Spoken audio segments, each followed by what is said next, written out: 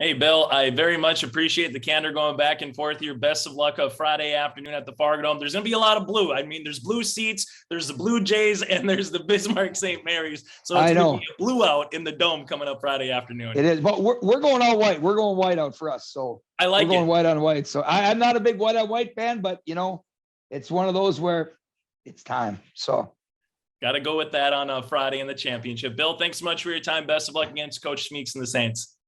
All right. Thank you, sir. I appreciate it. Jamestown is making their first trip to a state title game since 1994. Their opponent, Bismarck St. Mary's, it feels like they're there every year at the Fargo Dome. Here's Saints head coach Dan Smrekar with Joel Morgan. Well, first off, Coach, congratulations. Another trip onto the Fargo Dome. It's becoming almost a yearly event for you guys, and I'm sure you're proud of your team so far this season. Well, thank you. I appreciate it. Super proud of our young men on our team, and very, very happy for them. Like everybody, they work hard, and we've been fortunate enough to have some success and return. So our kids are excited about it. It's always fun to watch young men set goals and then work after them and have some success achieving those goals. One loss for you guys this season. That was against Jamestown High, but overall this season, what have been some of the keys to the success that you've seen? Well, I think every coach will tell you that we've been able to get better every week. We've been able to improve. You make some changes in personnel, but overall we've been able to get better every week. We've been very fortunate to have stayed healthy also. And that's a big key as you go through a football season for any level. We've been able to stay relatively healthy and keep our kids on the field. And then I think that we've got pretty good team speed, especially on the defensive side of the ball.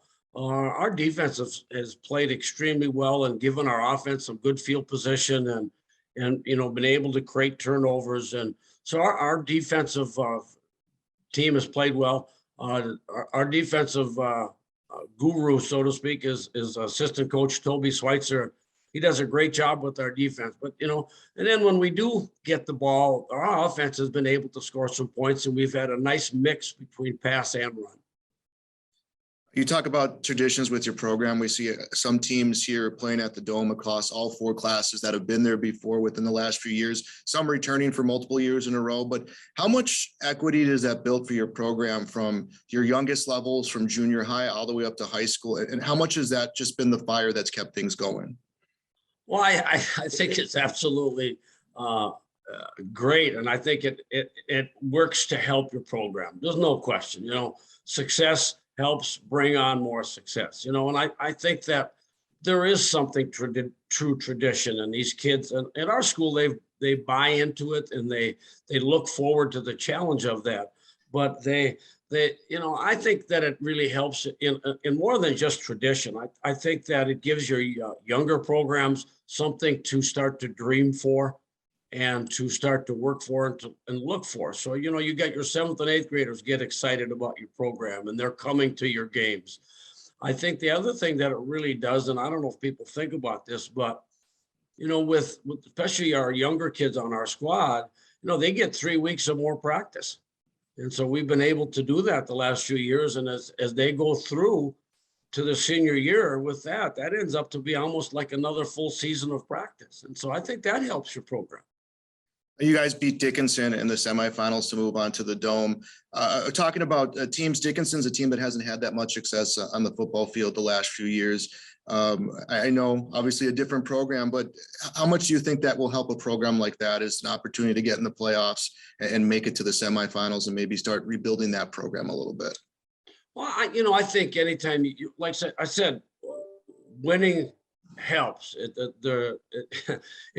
creates excitement. And Dickinson came into our place last Friday, and they played very physical and excited football. They wanted their chance to get to the Fargo Dome, and so just from the first time we played them to them being in the semis, they were a different team, and they played extremely well. Our turnovers created by our defense was again helped us win. But, it's everything. Hope and opportunity is what will drive kids, and the hope of having a chance of success in the playoffs. That means everything. You'll play the Blue Jays at the Fargo Dome for a chance for another state championship. They handed you a loss this season. That's a program that's really, really been on the upswing. Coach Nelson does a nice job developing his players. What do you remember about that last meeting with them, and what are the keys for you guys to come home as state champions? Well, Coach Nelson and his staff, he's got some great coaches on his staff that have all been head coaches, and so they do a great job. They're a very good team. I think that they're very much like us. They have good quarterbacks. They've got good running backs, on good receivers on the offense. And of late, they've been throwing the ball. So we just have to be ourselves pretty well balanced in our defensive attack to take away. I think the key is we can't give up the long pass plays to them like they were successful with against Fargo North. So we got to, on the defensive side, we got to take away the long plays. And then on the offensive side of the ball, I think we have to be able to run the ball. We didn't run the ball very effectively against them the first time, and that hurt us. So, I think it'll be a close game. I think it'll be points. I think it will be hard to come by both teams. But turnovers, discipline, and penalties, and then I think who can sustain some running game, because both teams pass the ball very well. All right, Coach. Thanks for giving us some time here, and good luck. Hey, well, thanks. I appreciate your time.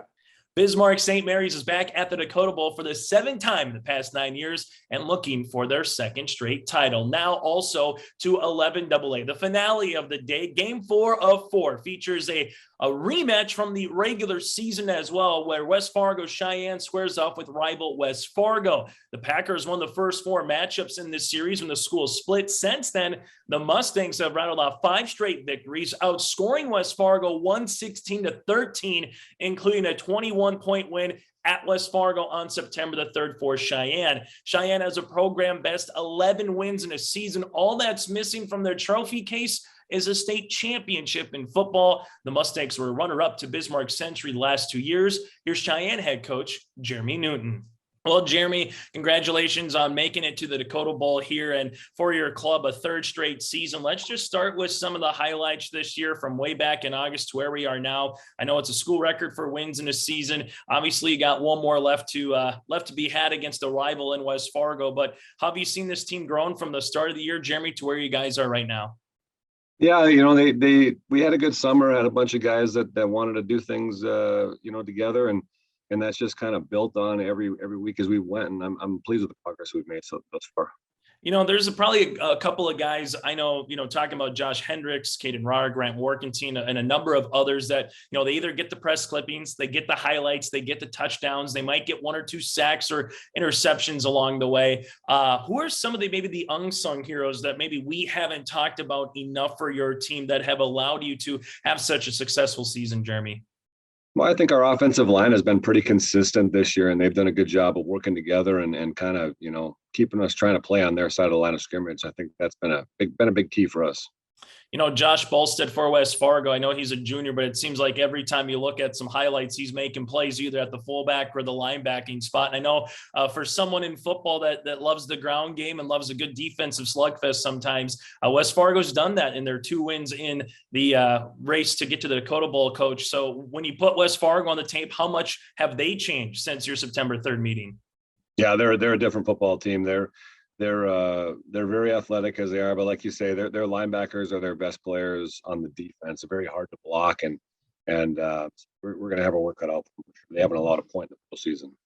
How much respect do you have for Coach Jay Gibson? I know anytime when we've talked about this continuing to grow once you started your program with West Fargo Sheyenne, I remember asking you questions a few years ago and you were saying, hey, this isn't a rivalry game until we start winning some on our side. And now you sprinkle a first time ever Sheyenne West Fargo championship game. But how much respect do you have for Coach Gibson and his coaching staff, Jeremy?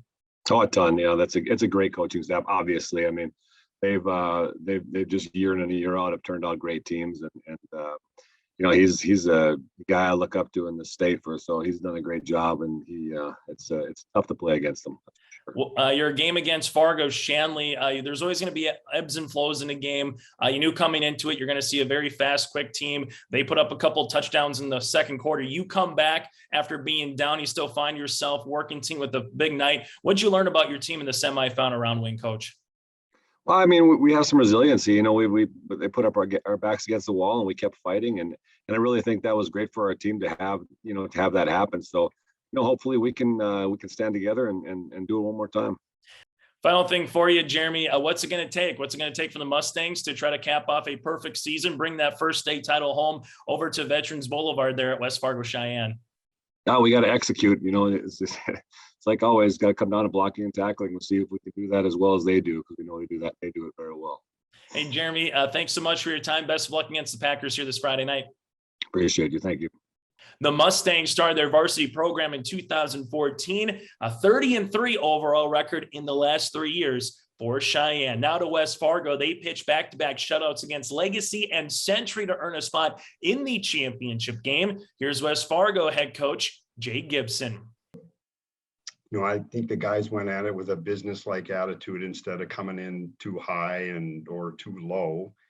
And obviously things worked, and we scored enough points to come out on top.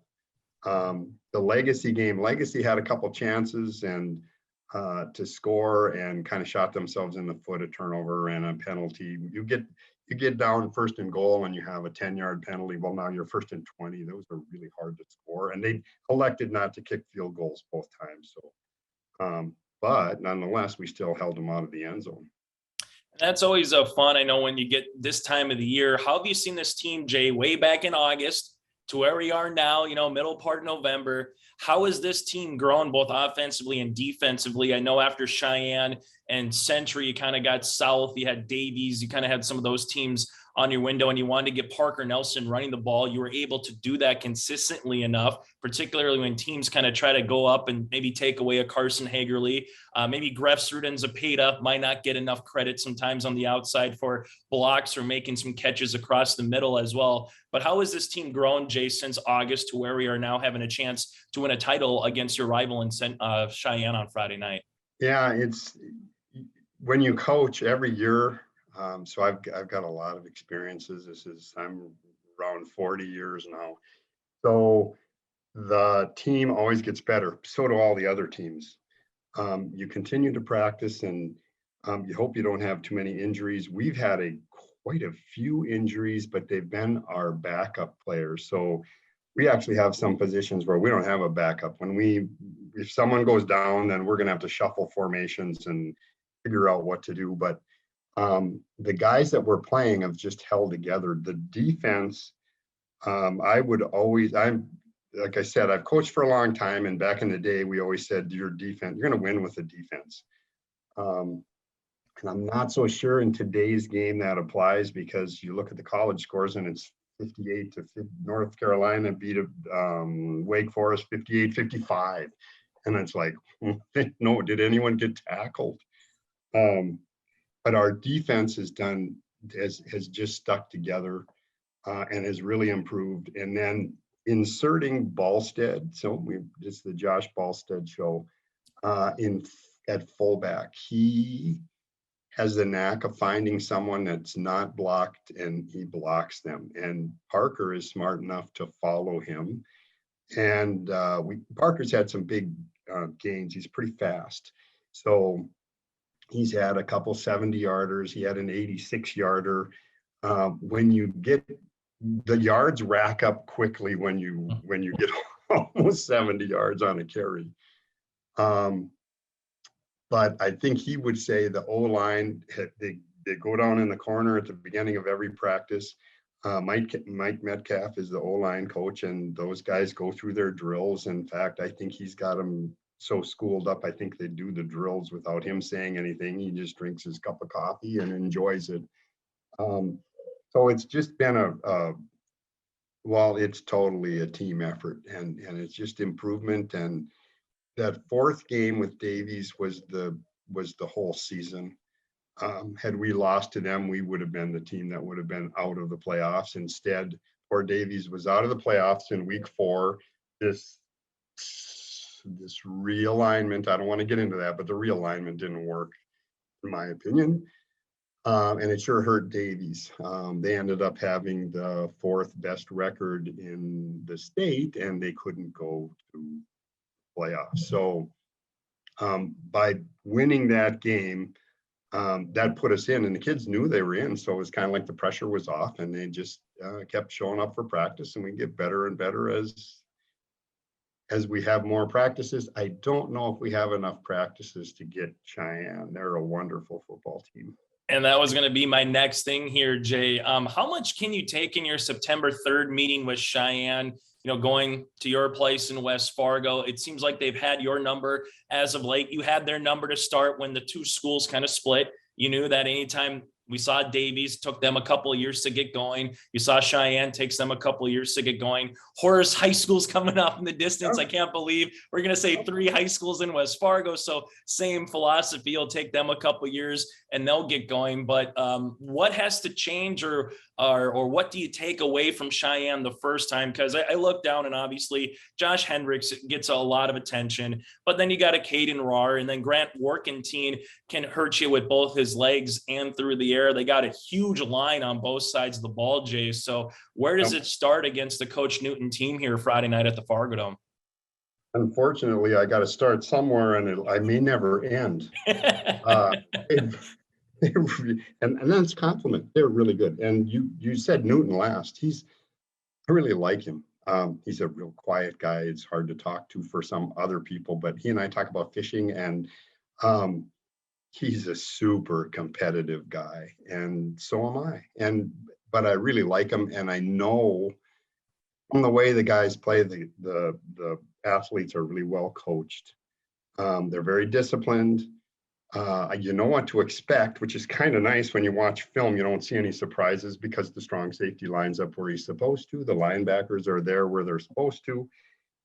But you mentioned, I could start with their defensive line. I think they have the best. There's no doubt they have the best defense in the state if you look at statistics. A number of shutouts, and when you look at the teams, we scored right at the end of the game. So we did finally get a touchdown against them, but it was, I think, in the 4th quarter. So they stopped the run with 4 guys, and that leaves 7 to cover 3. It's really hard to run against them, and it's really difficult to pass.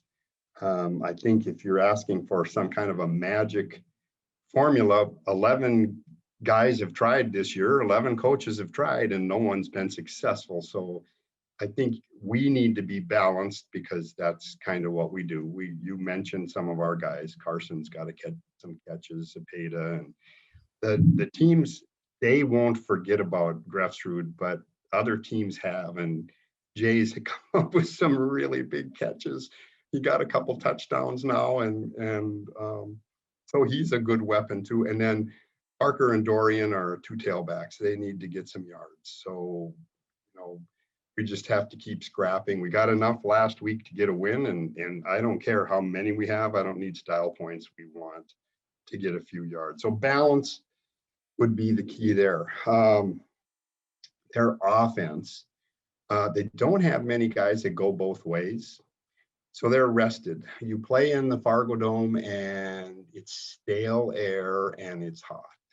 And you're not used to that because we've been practicing in 30-degree weather and 40-degree weather, and now you're going into 70-degree weather.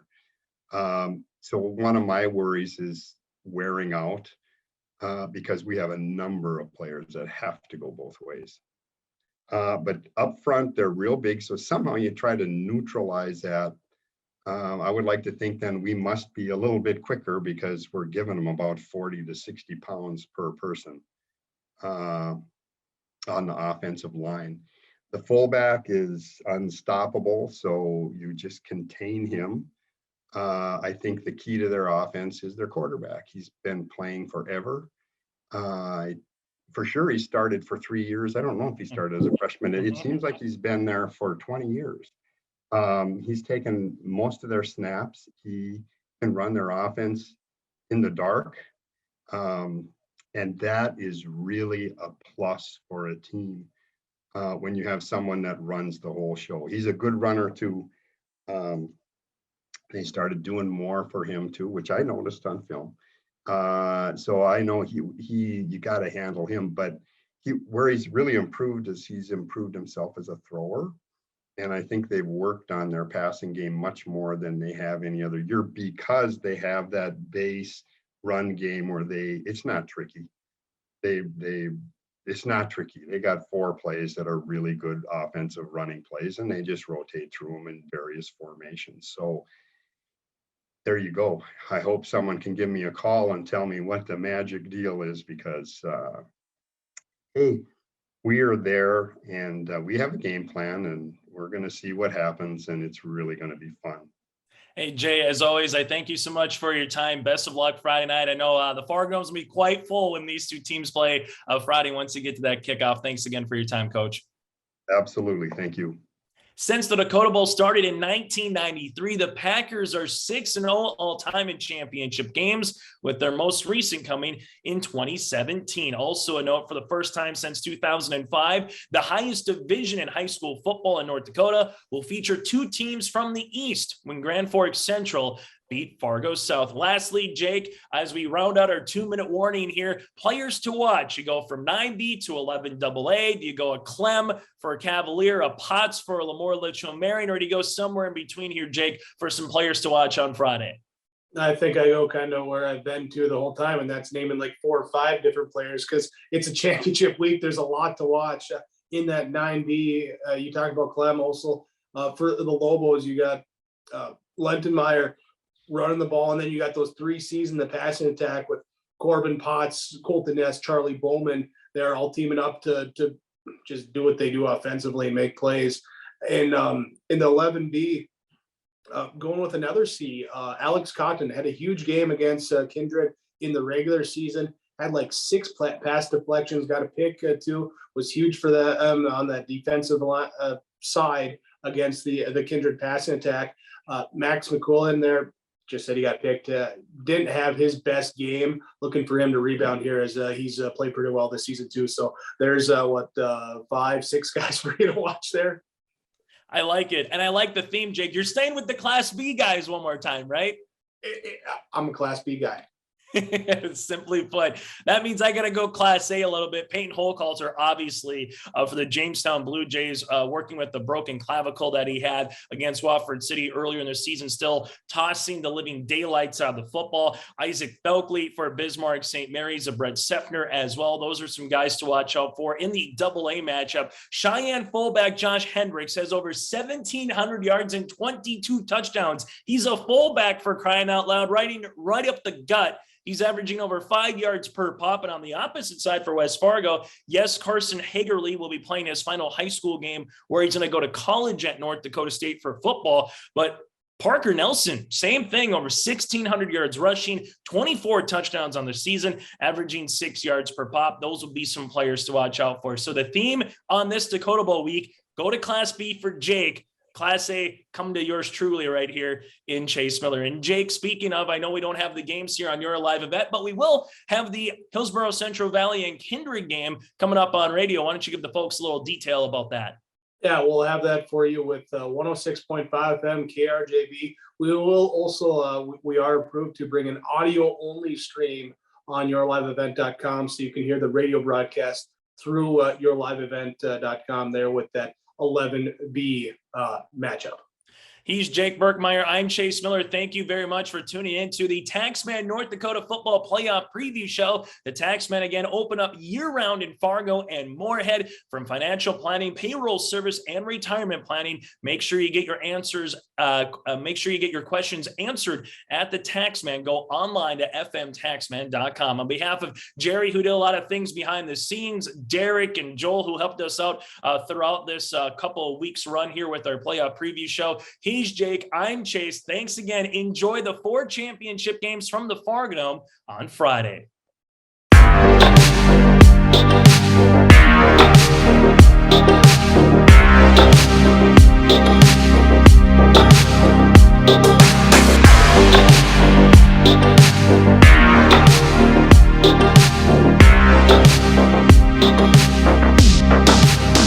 Bye.